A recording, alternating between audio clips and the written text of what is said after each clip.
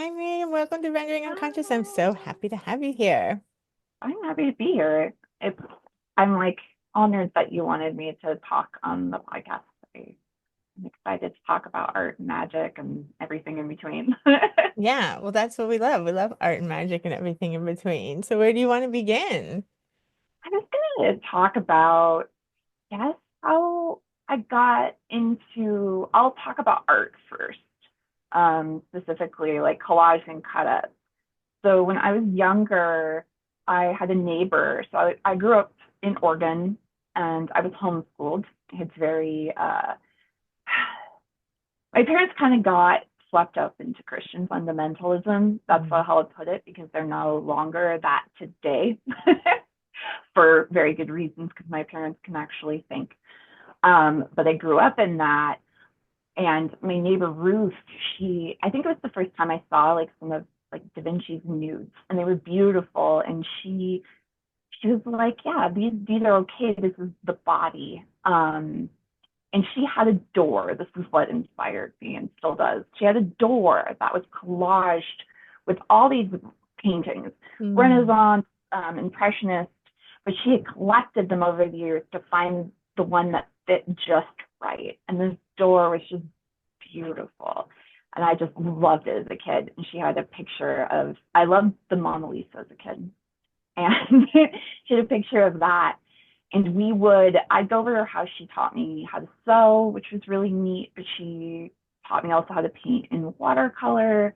Mm. Um, and she taught me a lot of collage. We did tons of collage. She would cut out all sorts of images for me that were like my favorite. I loved horses. And we'd make little boxes. We'd collage like a wood box. That was really popular back in like, I feel, the early 2000s. um, and so that was like kind of my introduction to art. And I just was very encouraged, even though my parents were very Christian. We saw so much art. My mom got me like George O'Keeffe books from the library. I did the Da Vinci's books. Yeah, there was like a lot of art growing up, but not a lot of magic. We weren't even allowed to pretend like we had wands.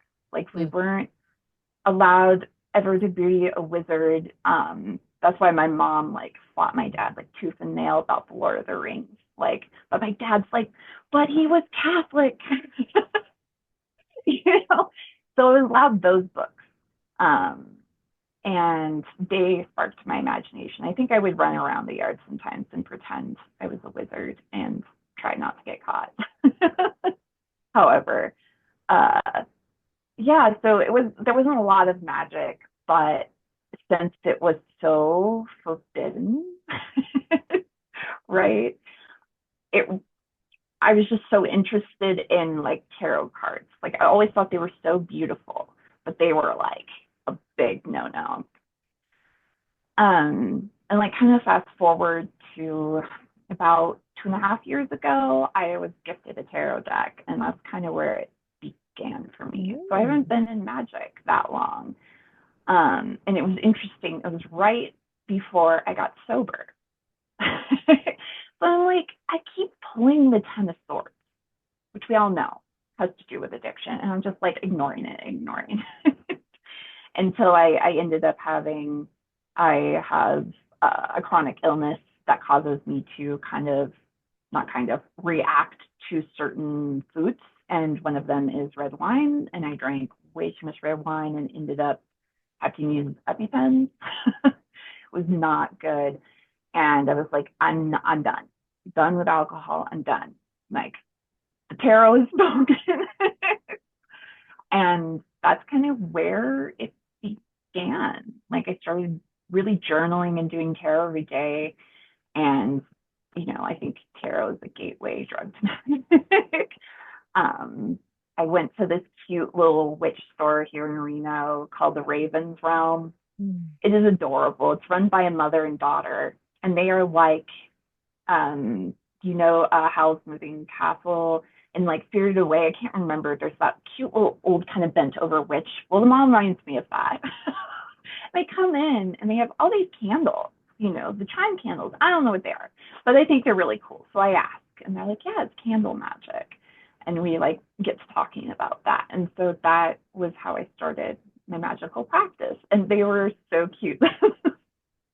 The mother goes to the candle, you're supposed to like certain colors. And she goes, well, if one day, orange is, your passion candle, just grab it and use that one. And they had a cat the first time I came there. I didn't know they had a cat. His name's Draco, and he jumps on my shoulder, and he's a black cat, and he is like amazing. He will ride around our shoulder. It was quite like I felt kind of swept up in this container of also I hadn't really been around like very female spaces, and since they're all women and I think they have all girls, two daughters. The daughter has daughters as well. It was just nice to talk about magic with other women and tarot.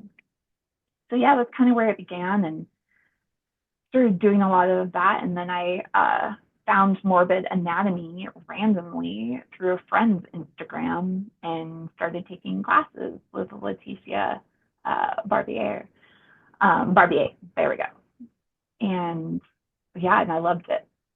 And then I took your guys' class, the cut up method, because I had seen the cut up method throughout like my college years, because I have a bachelor's degree in English literature, and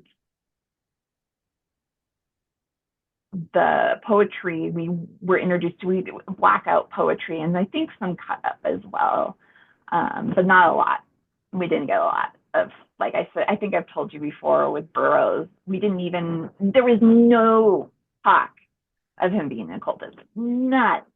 I mean, they even had like studied naked lunch in a class, and like I don't even, I hope my professor knew that he was, but I'm not sure. Yeah. So that's kind of, yeah, where it began. Yeah, it's Yeah. not very mainstream. A lot of people just know him as an author. They don't really know anything else. Yeah. At least now there's a movie that talks about him being queer, so we have that. So that's good. That I was hope most talked people know about, that which by was now. good. Yeah. Yeah. I was in the time in college when queer theory started to really pick up. And so I was really lucky and got to work with a really cool professor who is like an expert on queer Latino studies. And yeah, so I was very aware that he was queer, thank goodness. That would be a shame too. Definitely. Uh, Now we just have to get the mainstream to understand that a lot of people are also magical. And you're so yeah, naturally magical. So even if you haven't been actively practicing that long, it's just in you. yeah, it's definitely in like my heritage as well. My mom's, both of her grandparents are descendants of people from Appalachia. So, and it's funny, that's the first magic I got really interested in, was Appalachian magic. So that's a fun like sync. Hmm. Um, yeah, I was like, that's hilarious, because I didn't know that at the time. My mom got her, DNA tested, genealogy type stuff, and yeah, it goes That's how back it goes. That's how it there. works. Hmm. Yeah, because I was listening to Carl last night on the newest podcast he was on. He was on somebody's podcast, and it was really great. And he was talking about how, you know, um, memories are kind of encoded in our DNA, and that is like, even in science land, that is kind of the like theory right now. My husband is has his degree in biochem, and he's like, yeah, we know for sure. I mean, we don't totally, but that's like, it makes sense. It Yeah, definitely does. It's memory. These memories are definitely passed down, and people think about, yeah, ancestrally through DNA or through the unconscious or all of the above. yeah. And my mom was so funny growing up, because, my mom is very, not devout, but she like really believes in, you know, that, Jesus died for her sins, those type of things. But my mom was always like, I can, after like people died, I can feel their spirits. They're here with me. I heard a whispering voice, that type of stuff. And I was like, now I'm like, Mom, like, you wonder where I get all this like magical kind of folk weirdness from? Like, I think It might be I think you. it might be you, Mom. So yeah, that upbringing definitely was why I think I didn't practice magic for a long time, because I was always like, maybe, maybe not. Even though I haven't gone to church for a really long time. It was just I stopped. I had a friend who had had a brain aneurysm, and she, with that, it's like having a stroke. So it hurts your like bladder basically. And she was at church, and I was with her, and she needed to go to the bathroom, and she went into the men's bathroom, which is a closed stall. You lock it, right? The pastor's wife like banging on the door. She's like, "You, this is the boys' bathroom. It's the boys' bathroom." I'm like, "That's it. I'm done. No more." I was like, "You can't." No, because she needed to go to the bathroom right now. Yeah, Like, it's you're so so insensitive. upset with gender. Like, and that's not what it's about. Um, and I found that incredibly disheartening. I already had issues with Protestantism and just the Christian church in general at the time, and that was like the final straw. So I think I searched for a long time. I kind of just wandered around and was like, I'm an agnostic, and but there's always kind of, I think humans have that hole for some sort of spirituality or some way to make meaning. Mhm. Yeah, and I Yeah, think it's tragic that the church and a lot of like big religions kind of pull on people's like tendency to be naturally magical, and it gets kind of funneled into these like homogenized stories or myths, yeah, instead of being, yeah, more creative. It's like they take people's creative energy and it ends up being used in a very kind of banal way. yeah, The stories, yeah, the myths aren't that interesting, in my opinion, of the big religions, but to each their own, I suppose. Just not for yeah, me. yeah. It is like I think it's definitely I've been reading Peter Gray. I love him, but he also, in his book is very much like, Christianity is a bit out in the outs. It's like it kind of came to rise with capitalism, and I think it won't totally die out, but I think it will lose power personally, because you can only restrict people so much before they rebel. Exactly. um, Are you reading Apocalyptic Witchcraft? I'm reading that one as well. Yes, yes, yes. That's my I love. favorite. Yeah, yeah. Babylon. The what is it? The Red Oh yeah, Goddess. the Babylon That one's book is really good. really good too. Yeah, yeah. I find that really fascinating. Just the relation with like Mary Magdalene and Mary and the Sumerian goddesses. Yeah, I think it's really interesting. Yeah, Yeah, and then you also do such fantastic collages of your own and weave your magic yeah, that way as well. yeah. So that really made sense to me when I took your folks class. Like, just this imbuing your artwork with magic, um, whether it's like symbology or just your intention, it makes more powerful work Mhm. for sure. And I just love collage. I always have. It was really fun to come back to it, and now I'm pretty obsessed. Yeah, I love your aesthetic. Sadly, since I took, as we were talking before we started recording, I took all social media apps off of my phone last weekend, and I feel so much better this week already. I cannot even tell you. But sadly, the one thing that I miss doing is like sharing your collages, for example, because they could come in my feed and then I could Yeah. just press the air and share them. But you can't do that from the desktop. But I guess it's a sacrifice I'm going to have to make because it's kind of evil that they don't let you do it from the desktop because they want it on your phone. Because they want you Yeah. to be looking at it all the time. And I don't want to. Yeah, and they want to like listen in on you. Sorry. Like I went and like shut off my microphone in there if that does anything. um because yeah, they just it's getting to the point where it's creepy. Really creepy. Yeah, it's no longer like, oh, that's convenient. It's to the point where it's like I feel sometimes it knows what I'm thinking, and that's just psychologically not healthy. Uh, Yeah, and they yeah, must be listening all the time to show me the ads they're showing. I'm like, wow. Or like sometimes it feels like thoughts, like you said. Like before yeah, I got my hair done exactly. recently, I was like, oh, my roots are showing. I don't think I said it out loud. I don't think Carl was around. And then it's like, fix your roots, you know what I mean? And I'm like, maybe it Yeah, just knows that since the last time I went to the hairdresser, you know? probably. It It's been a probably month. does. You Yeah, must have roots.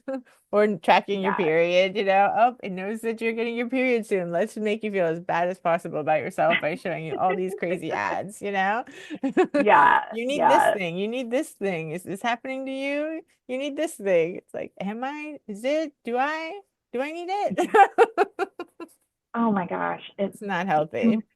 it's not healthy, and it's also weird with the algorithm. Like hashtags don't matter anymore. That just it just doesn't. Mm-mm. They you have to pay, and that doesn't feel very egalitarian at all, which the internet used to be much more egalitarian. And I think it's sad that it lost a lot of that. Yeah, exactly. It's just showing, yeah, it just shows ads and celebrity news stuff. It's like, I don't care about all these stuff. I don't, and it must know that I went and saw Nosferatu. Now it's showing me what Lily Rose Depp is doing. I don't care what Lily Rose Depp is doing. I'm not 20 Yeah. years old. Like, I don't want to know. I don't need this. It's like junk in your mind, you know? Yeah, it's like eating junk food. That's what I kind of, think about it. And so I have like it's nice. They do have the limit thing where it comes up and says, hey, like you've reached your daily limit. And like that way I can spend like 15 minutes total and know that that's what I spent. Because yeah, like I got to the point when all the stuff went on with Palestine, and I got to the point where I got desensitized to violent images. I was like, I can't do this. Like, mm-mm. Like they start to lose their impact.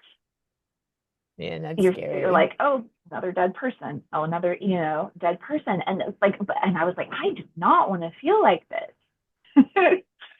um, at all, because this is a person, and we've detached so much with the internet, and especially like Instagram, because it is just photos. It's not all photos and lots of like written text about what the photo means.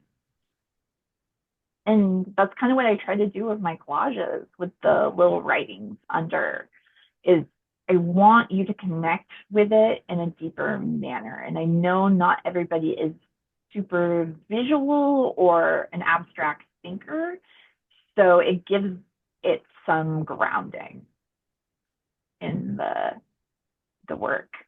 Oh, I just thought of Um, what we can do.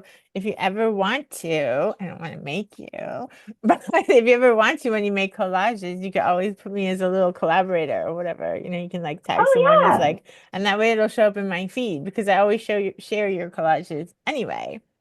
yeah, that'd be awesome. I'll do that. Yay. Yeah, yeah, yeah. Um, and it's fun, I think, thinking about source material for collages too. I was like, I want to talk about that. Because if people are wondering, like, where do you get the material? It's like, go to the thrift store and you Mhm. have to cut up a book. Like, you have to get brave for sure. I just get a ton. Like I find the most amazing images in the most unlikely places. Like I found this awesome photograph, and I have a collage that I'm working on, and it's this girl. She's coming out of the water. It's from National Geographic, but she has um green hair, like it dyed green hair, like this aquamarine, and it's fantastic. But it's like you would think you'd find that in a fashion magazine, not National Geographic. So I think, yeah, staying open to kind of where the magic leads you with the sources is super fun. Totally. That's one of the things I miss about looking for things in the tangible world instead of just ordering them, is like Yeah, seeing what you come across that you didn't know that you wanted or didn't know was there. Because when you're searching for something online to buy, you have to know what you're looking for the most part. It's like, oh, I need yeah, this or that. But I miss the magic of like going into thrift stores or going into a record store and just seeing like what record you find that you're like, oh, this is an interesting cover. Or, I got so many of my early like tapes that way. Be like, this yeah. is a weird name for a band, Skinny Puppy. Why would you name your band that? And I took it home and I'm like, oh, I love this, 13-year-old me or whatever. I get, yeah, I remember that too. You'd find new like singers on, on records. And yeah, like we here in Reno, we have a really big record store. I haven't been in there. Like Hmm, now that gets me thinking. I'm like, I might need to peruse the record store because I do have a record player. nice. So, and I prefer the sound of records. Like the digital music is just it just doesn't sound quite as nice. Yeah, it's compressed. Yeah, yeah, which is interesting. Yeah, I really liked your book, by the way. Which one? The things happen. Oh, thank you. Yeah, I really liked it. It's so different from my childhood, but I Yeah, that's good. also I'm glad. there's a lot that's relatable for like I think any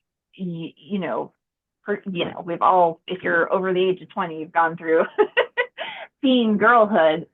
Um, it's rough being a teen, and I like exploring that in my work a lot. I do a lot on,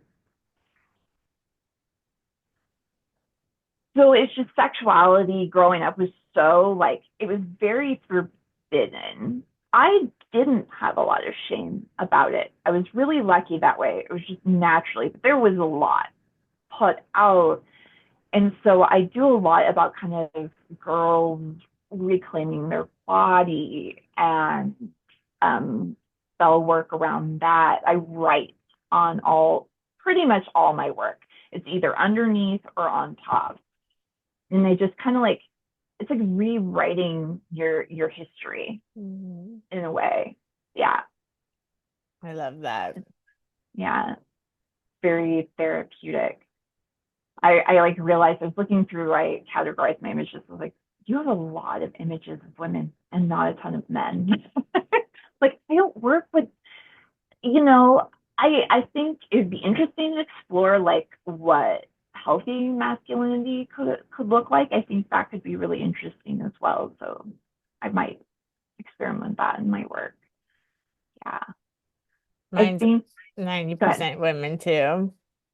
Yeah. Yeah. And a few men, usually queer. Exactly. Yeah. Yeah. But maybe that's also mostly what's in the magazines. I have so many like books that have pictures of men. I've found some really great ones. I have these old books of the like different major cities in different countries. Like you have like Berlin, but it's from like the 1980s. And Mm. some of those images are really interesting. I think I Yeah, have it sounds Greece great. too. I have Athens. Those are fun. I was lucky I found those at the Goodwill here. Yeah. Yeah, it's definitely helpful that it's hard at first to start cutting up a book, but I feel like it's a good barrier that you need to get through. Yeah, Like an definitely. actual real book that you're gonna destroy. There's something Yeah. sacred about books, but it's just part of the process. Yeah. I think it's like if you really love a book and you really want to cut up the copy you have, it's like if it's cheap enough, go buy another copy. Yeah, get a paperback or something of it. Yeah, It's yeah. also a Don't, really great way to learn if there's material you really love, like a certain author. You get so close to yeah, their material and their words when you cut up their words like that. yeah. It's so interesting. And like you kind of get in their minds. I've Mm. been doing blackout poetry with the book The Vagina monologues, which, granted is like, I don't know, like third or fourth wave feminism. So it's a little out of date, but that's kind of the fun part is rearranging it for now. Hmm. Um, because that book made a huge impact on me in college. Um, just, yeah, it was a book about women's, genitals. Like that, that was like not allowed when I was a kid, and it was now I'm adult, so I can read it. So it's been really magical to work with that text. Yeah, it sounds like it. I would make great cut ups. Yeah, it does. It really does. I also It's really fun. like, I don't love James Hillman as much as a lot of occultists love James Hillman, because he writes about like Freud and Jung and stuff, kind of like spawn off of Jung.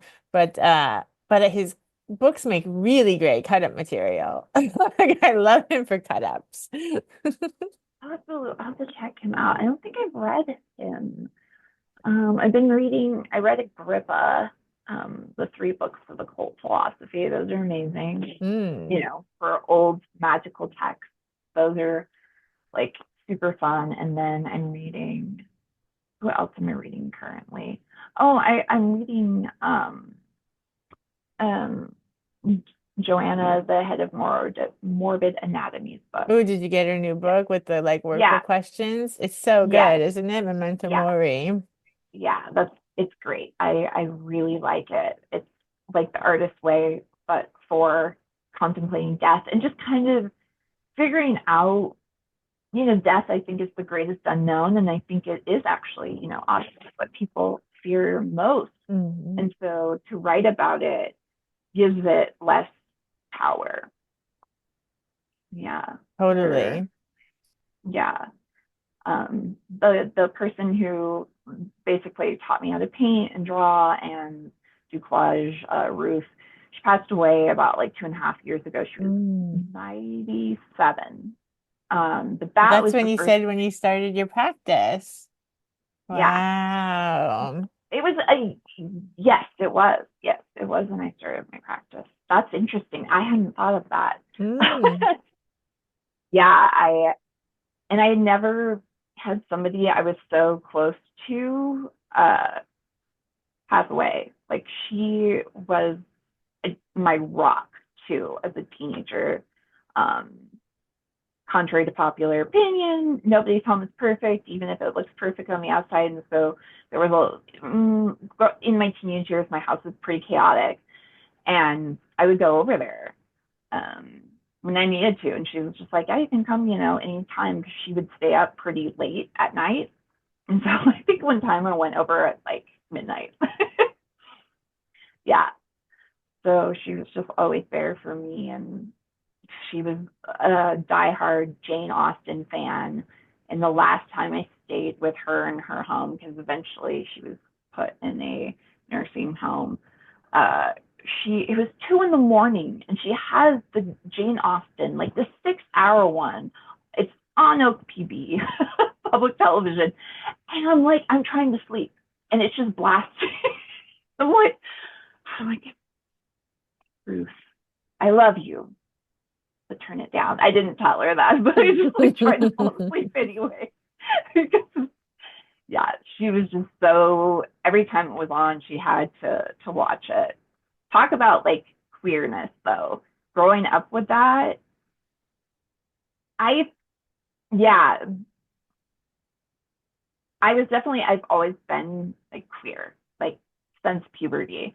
But it was kind of a very like obviously taboo thing. And I'm like, I've lost my train of thought. That's okay. You've always been queer. Yeah. Yeah, I've always been queer. I went through a phase where I was kind of not, it wasn't rebellious, but more of a sense of this is bullshit. Like, this does not make sense. A man did not get swallowed by a whale and live. Sorry. And then it was like they pull you back.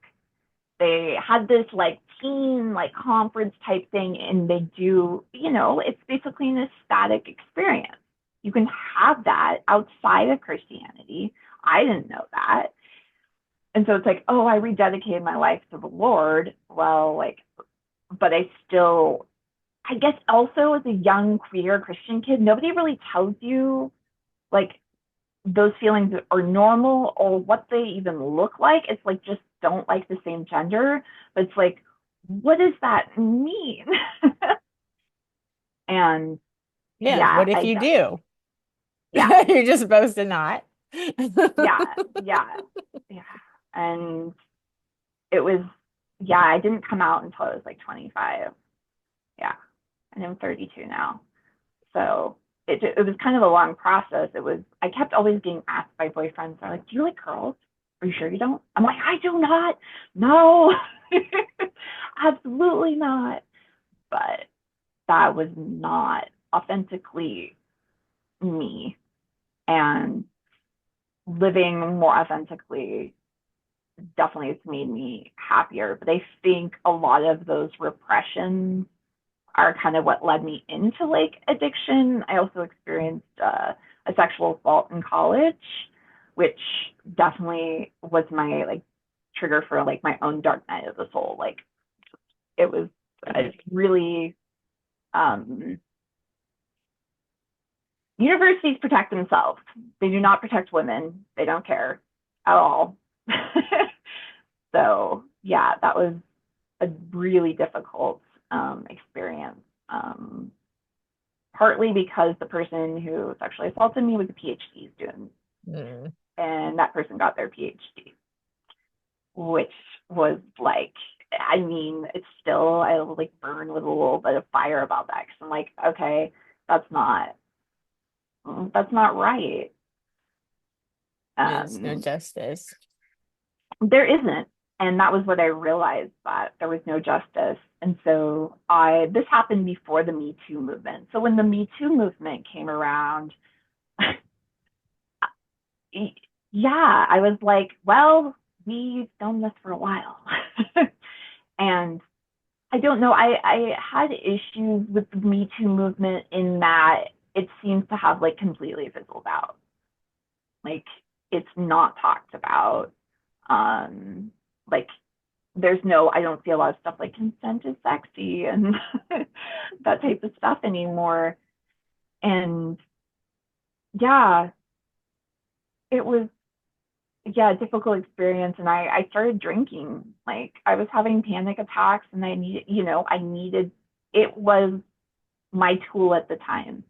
It no longer serves me, but I've told people this. I don't think I would actually be alive today if I didn't have it. Um, yeah, because I had been told the narrative as a Christian teenager and just growing up that like as long as you dress modestly, act modestly, this will not happen to you. And it did. Like it did. Like it was just, yeah, it was date rape. It was, yeah. And so that was a very it was earth shattering. I felt like no longer safe um in the world. And yeah, and then alcohol just kind of like calmed all that down. And finding new ways, like meditation is really important for me. And just ritual, coming back to that.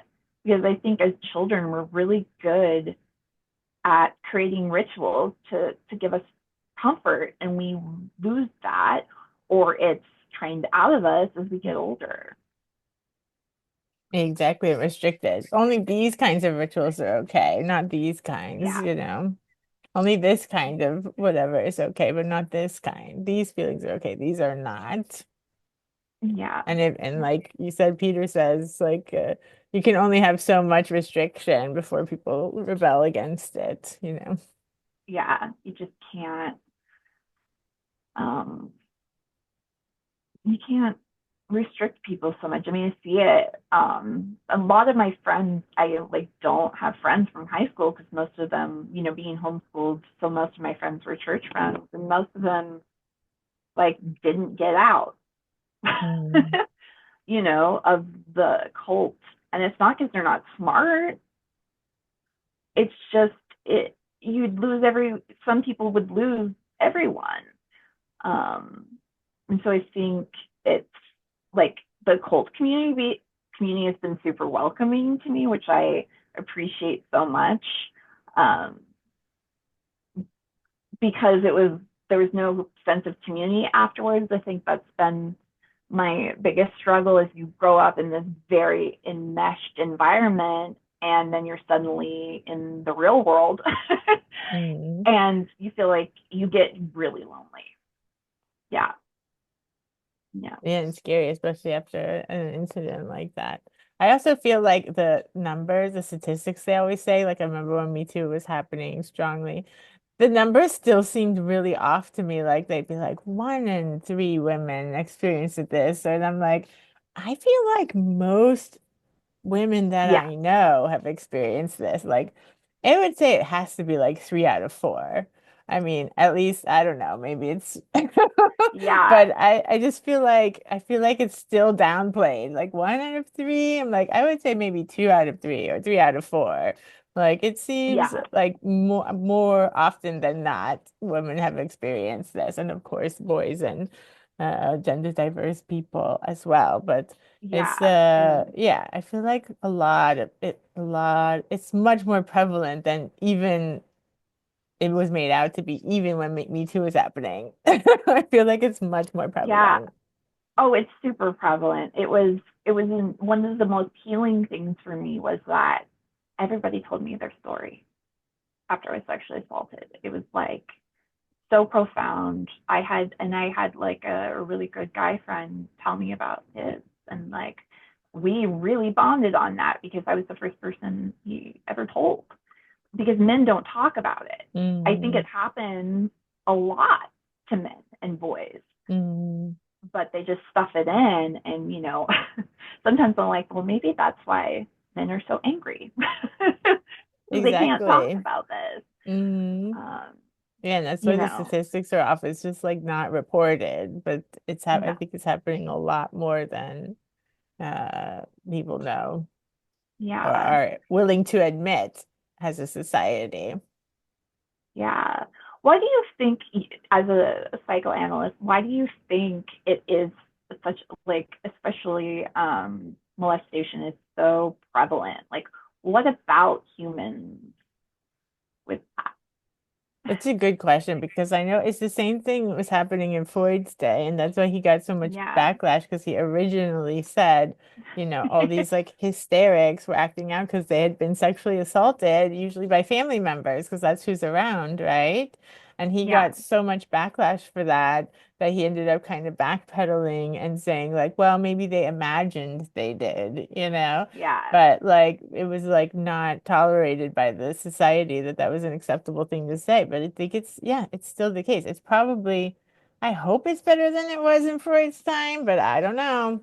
Like you see yeah, like in the church how much it's been covered up. And I mean, yeah, all the people I've worked with over, the past 20 years of my career, it's like a lot of people have these kinds of stories, a lot of people. So, yeah, I feel like it's something that people maybe don't want to admit, maybe especially when it's happening in yeah, families, like people don't want to believe their family members do it, or maybe because of the collusion of the family to kind of deny it, like even unconsciously, like just deny what's happening. Because then, the trauma, you got to see it repeated in generations.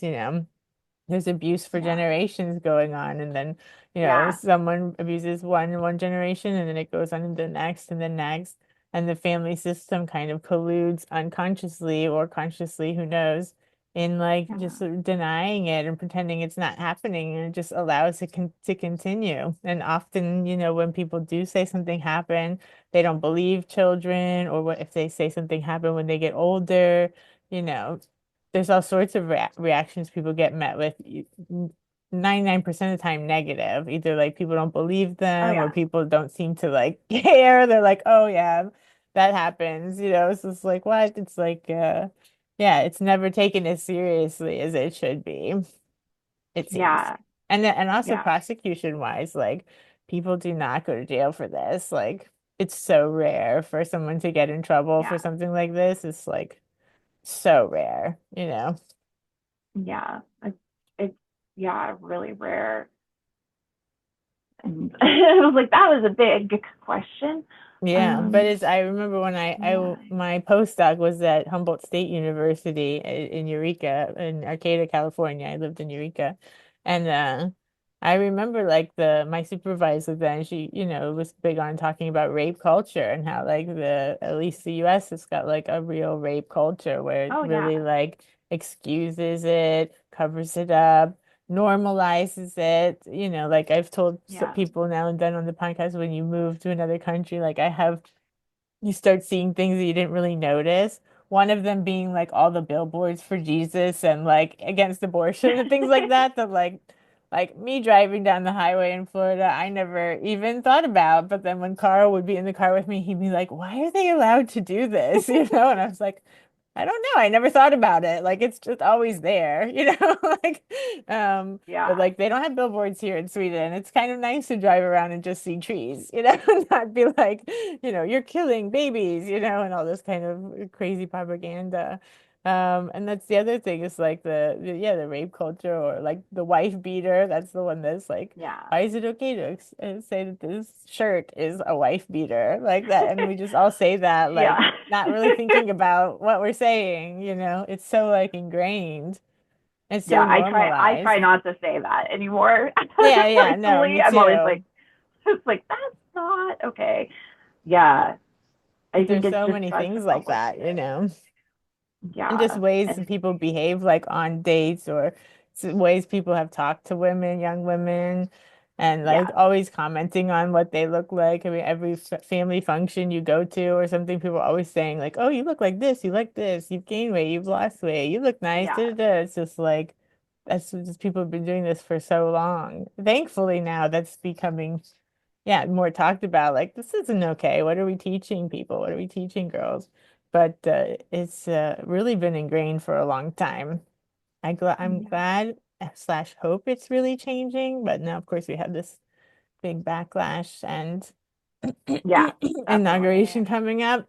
So we'll see. And now Lawrence talking about what Sham. we're talking about with social media now made us like, oh, we don't need to Yeah. try to be different anymore. Like, screw it. So it's gonna Yeah. get even worse. Yeah. I think that's like one of the most difficult things. Yeah. So in college, I did my undergraduate thesis on autism and trauma specifically, because I was diagnosed with Asperger's syndrome at the time when I was like 9. I was a very strange child. And so I was just interested in that too, how neurodivergence plays into that, because you're naive, like it can be very trusting. And I would say that was me.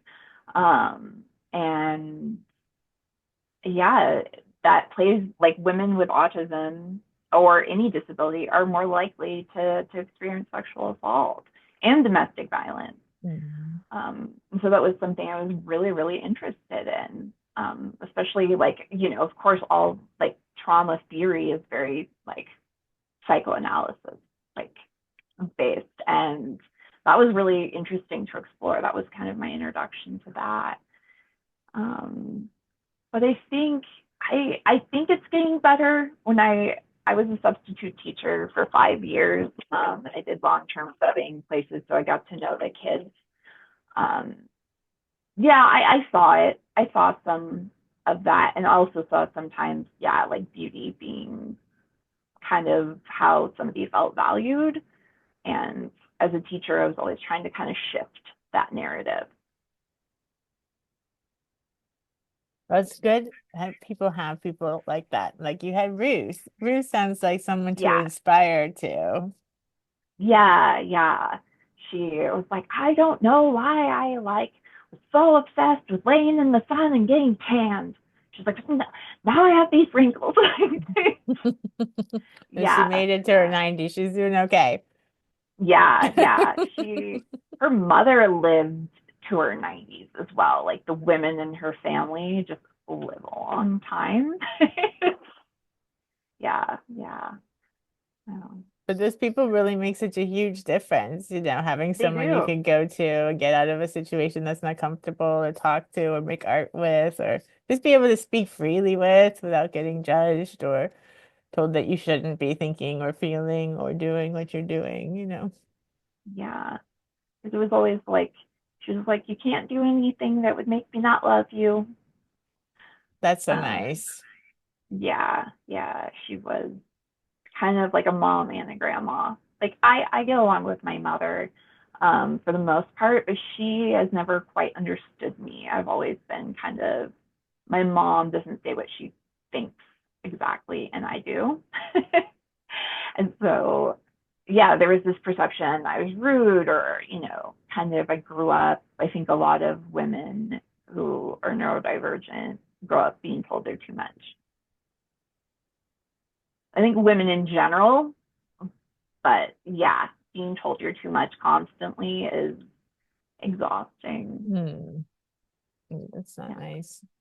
And that's why I try to kind of explore in my work, like, what if I broke those boundaries? Like, what if, the little girl is the queen in this one?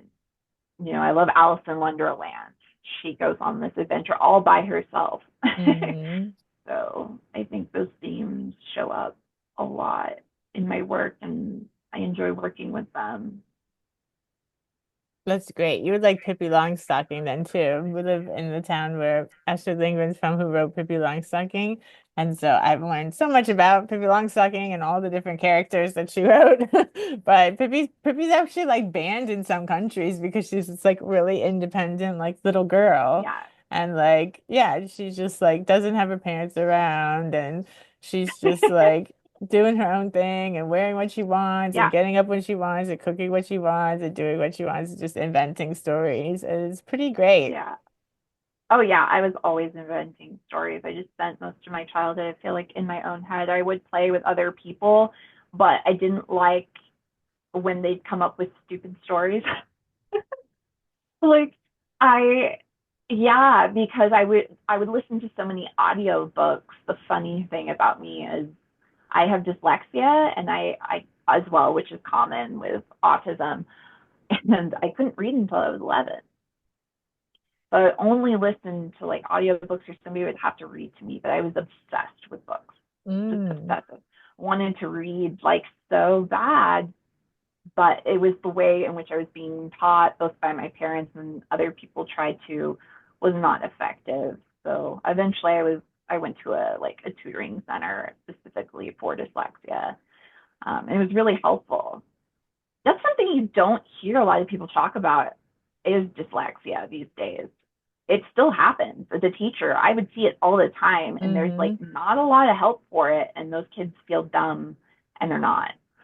Totally. And like you're saying, the way of teaching, like that's Yeah. such a huge thing is that we're like, why do these kids have ADHD? Why do we kids have this and that? So it's like, well, maybe it's not them.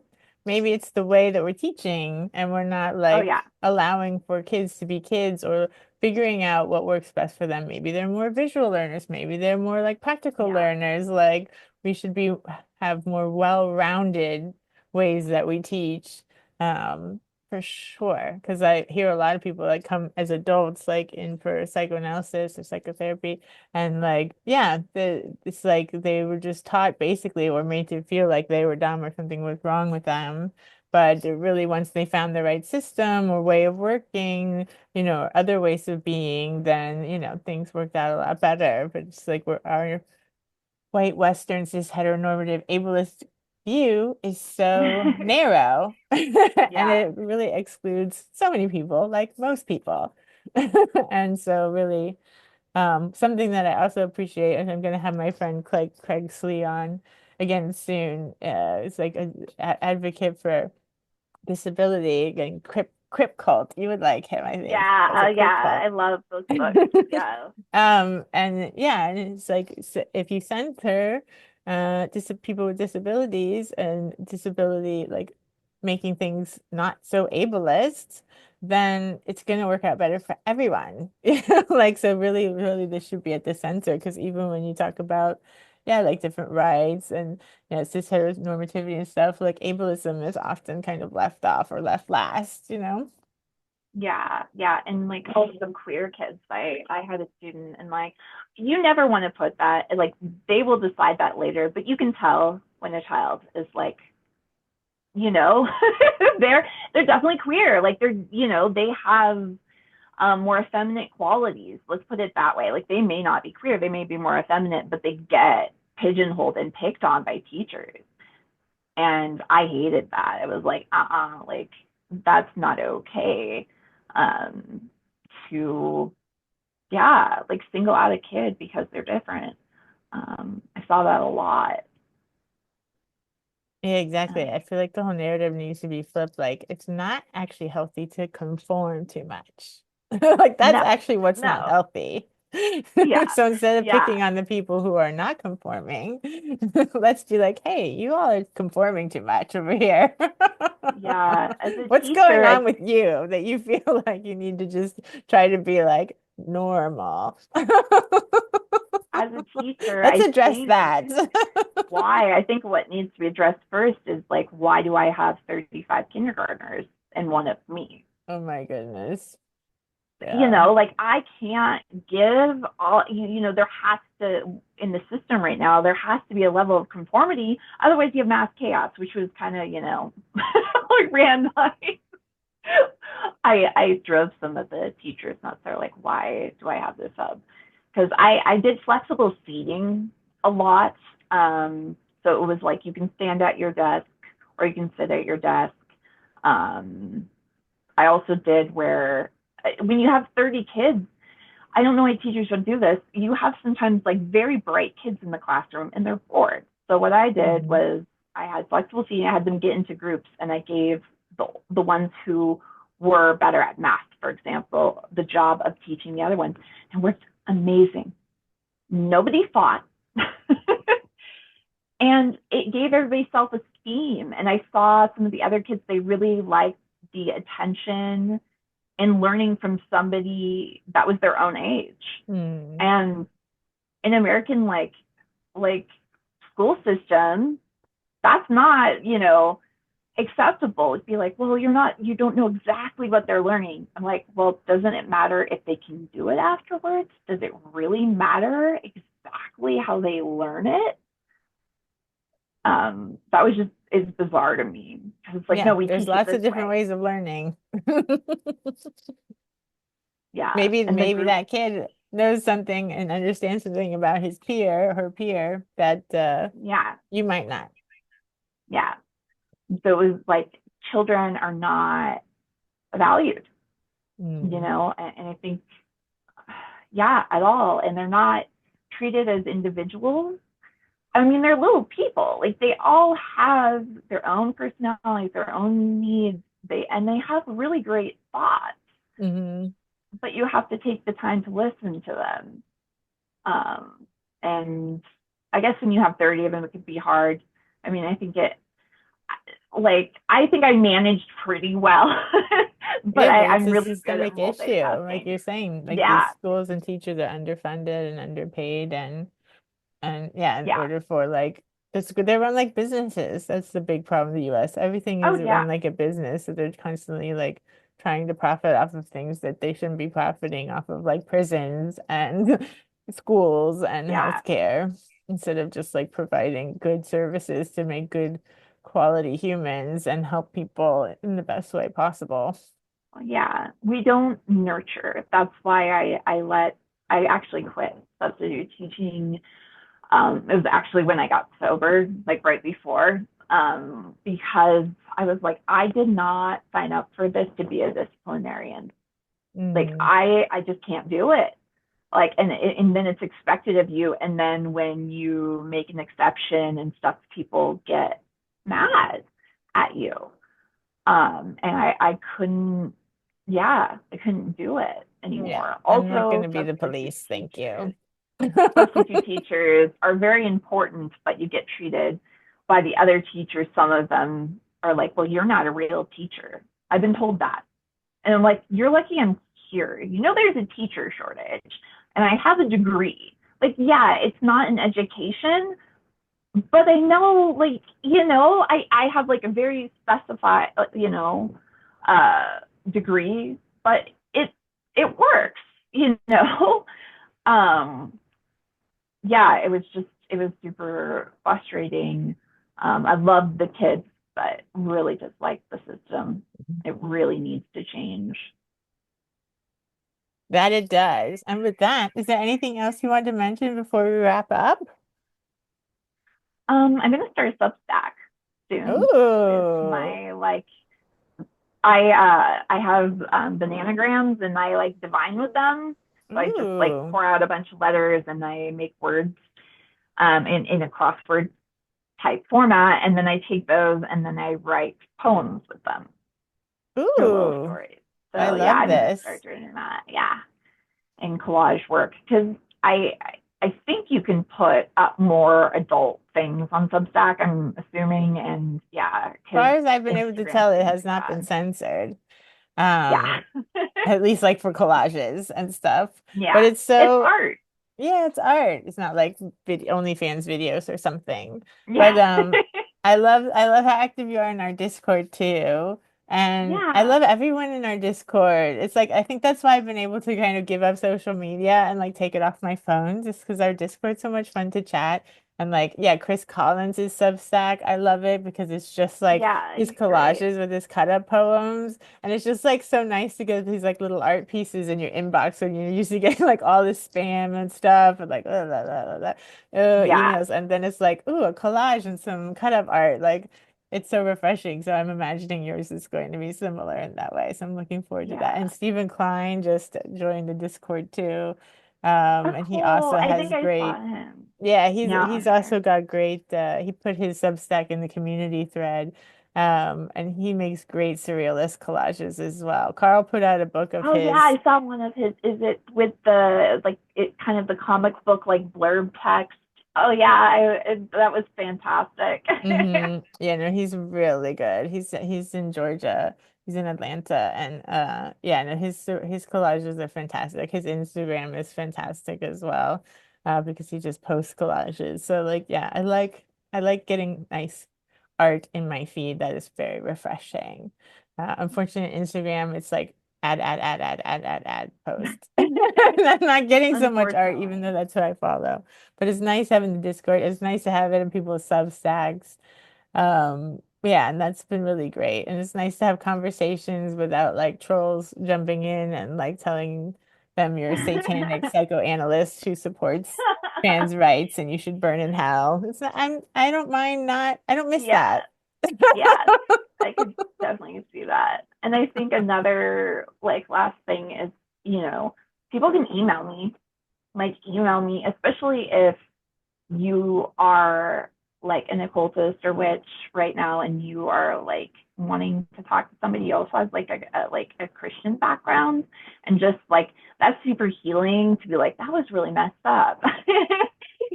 How can we, deal with this? Yeah, I'm like very open to chatting more with people. Because I live in the desert and there's not a lot of like, magical people. Or they're all like pulled away in their like hermit cave. Yeah, so what's your email so people can write? It's Miriam and then dot Morrissette 15 at gmail.com. Perfect. Cool. Yeah, no, it really does a number on you. I went to this Episcopalian school for 8 years, and my parents weren't very religious. They were kind of hippies, but they were trying to be not hippies when they had a kid or whatever. And they made me go to church on Sunday in addition to going every day before school and having Bible study classes, etc. Oh But it's my. amazing how like it was just like first of all that they were allowed to teach children that these things are true because you believe them because you're in school and you're a child. So you're like, of course what they're Yeah. teaching me in school is true, but of course it's Yeah. not. Like of course, yeah, now we know they can completely teach whatever they want. Like especially, I'm from Florida, they're banning all sorts of books and totally rewriting history. But yeah, like teaching kids that like the earth is 6,000 years old. Like you said, someone got eaten by a whale and lived, or somebody was supposed to kill their kid, and because God said so, etc. It's like, why are you allowed to teach this to people in school? Like, Yeah. Yeah. like if Or you at want to be least teach religious it and as teach your myth. kids that on the weekend or after school, okay, that's your prerogative, I suppose. But like, maybe they should have like regular schooling where they teach like things that people know are you know, basically Yeah. have agreed that this is probably more true. Yeah. This is what the Yeah. scientists think at this point. We definitely know the Yeah. Earth is not 5,000 years old. Yes, definitely. That really can't be debated. So how about let's start there? Yeah. Yeah. And I'm always But yeah, like, it really I does a don't number on you when you understand get that older and one. you're like, whoa, I've believed that for like, yeah, 12 years or something. It's like, that's not okay. And those are very formative years that you're being taught those things. So it's a I lot to always had unpack. I always had doubt because I stopped believing in Santa Claus at like 4 years old. I'm like, it's not possible for him to travel and visit everyone in one night. That's just not possible. And so, like, a lot of those stories, like Jonah, I was like, no. I kept asking Doesn't make questions, sense. and then they have some bizarre thing like, well, we tested that somebody could survive in a whale. I'm like, no, it was Wow. stomach acid. Like They really tried to argue that point. they did, yeah. And you're kind of never allowed, at least how I grew up, outside sources. Like Mm. those people are lying. You're told, yeah, Yeah, but and they're all going to any hell. well, yeah, and that they're being controlled by the devil, and you grow up in like fear. And I remember when I was 2, this is when my mom told me that like if I didn't accept God, that I'd go to hell. And I was like, well, I don't want to be separated from you guys, because it was that was the thing. And that's traumatic, because it's like that's your caretaker telling you, hey, if you don't believe this, I might not be, I'm not going to be there, because that concept when you're like 2 Yeah, just of does not make course. sense. That's basically all the children motivation is making sure their parents love them so they don't die. Yeah, yeah, yeah. So yeah, I I definitely worked through that in therapy and still am. But It's those things, ongoing, let me tell you. It yeah, seems to be a yeah, lifelong process. You see it pop yeah, up and it's in fun. strange ways. You're like, oh, I didn't realize that was still in there. Yeah, Because it is so formative. yeah, And it's these are super like very formative. fundamental trust issues, like telling, yeah, kids that can't even read yet or haven't even started school yet, or like they're 5 years old, that they could go to hell if they're not good, like that's pretty serious. And kids believe you, they're like, whoa, Yeah, that's gonna happen to me. That's terrifying. They don't think of it as a myth. They think of it as reality. And I guess some of these adults do too. I don't know. yeah, I think they do. My mom sometimes, I mean, she'll just dig her heels in, and I'm like, no. And it's interesting. I talk about the Jonah thing with her, and you can see that she knows it's a myth, but she holds on to that belief so hard, because I think what it is it's comfort, and I have compassion for that. Not the belief, but that need for comfort. And that's kind of how I've been able to loving, love my mom, even though we disagree religion and on a vast majority of things, because of what is, I think when we deal with people who we disagree with, it's also seeing what's behind their belief. Mhm. Yeah, which is usually fear of some sort. Yeah. Yeah. Fear or sadness. Yeah. Mm. Well, on that note, Yeah. it was lovely to chat with you. Yeah. It was great. Thanks for chatting with me. I really appreciate it. Anytime. And I'll see you in Discord tomorrow. Yeah. Sounds good. Bye, Miriam. Bye. Bye.